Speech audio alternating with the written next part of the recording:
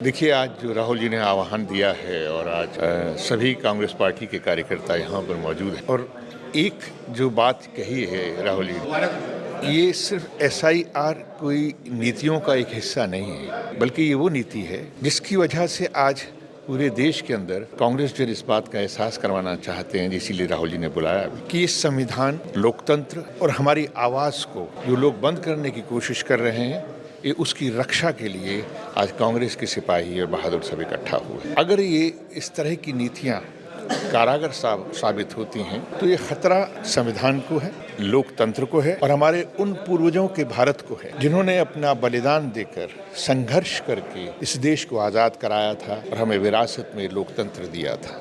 राहुल जी का जो एक मंतव्य है ये बहुत साफ है कि हमें अपने पुरखों की, अपने बुजुर्गों की उस विरासत को जिसके अंदर हम खुलकर बात कर सकें। अगर हम बात करते हैं तो हमें दुश्मन न बनाया जाए, अगर हम सवाल पूछते हैं तो हमें अपराधी न माना जाए। लोकतंत्र जो का अधिकार जो है, हम कोई भीख नहीं मांगते। लोकतंत्र में सवाल जवाब, बातचीत, ये हमारा अधिकार है और हमसे हमारा कोई अधिकार नहीं छीन सकता। आज इसी के आह्वान के लिए राहुल जी ने आज सभी कांग्रेस कार्यकर्ताओं को, कांग्रेस के सभी बहादुर साथी यहाँ पर एकत्रित किया है। राहुल जी की हुंकार है और ये मैं कह सकता हूँ कि इनके हठधर्मिता मोदी सरकार और विशेषकर अमित शाह जी जो गृह मंत्री हैं, उनको मैं कहना चाहता हूँ, एक तो चोरी, ऊपर से सीना जोरी।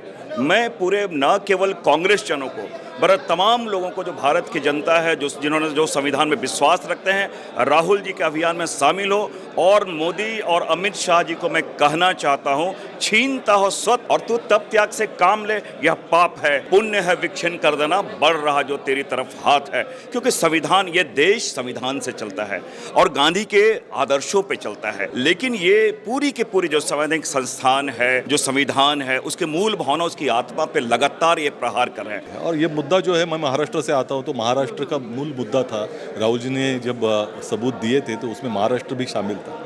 और महाराष्ट्र में जब जिस तरह का निर्णय आया था विधानसभा का और लोकसभा का, लोकसभा और विधानसभा के बीच में ये चुनाव में 5 महीने के अंतर में लगभग 41 लाख वोटर बढ़ गए। और हम लोगों ने ये भी साबित कर दिया था कि सिर्फ 4 दिन जो थे विधानसभा चुनाव के, आखिरी 4 दिनों में लगभग 6,55,700 वोट बढ़ चुके थे। Even the election commission also refused his allegation against vote chori. But now the people can understand that vote chori is there.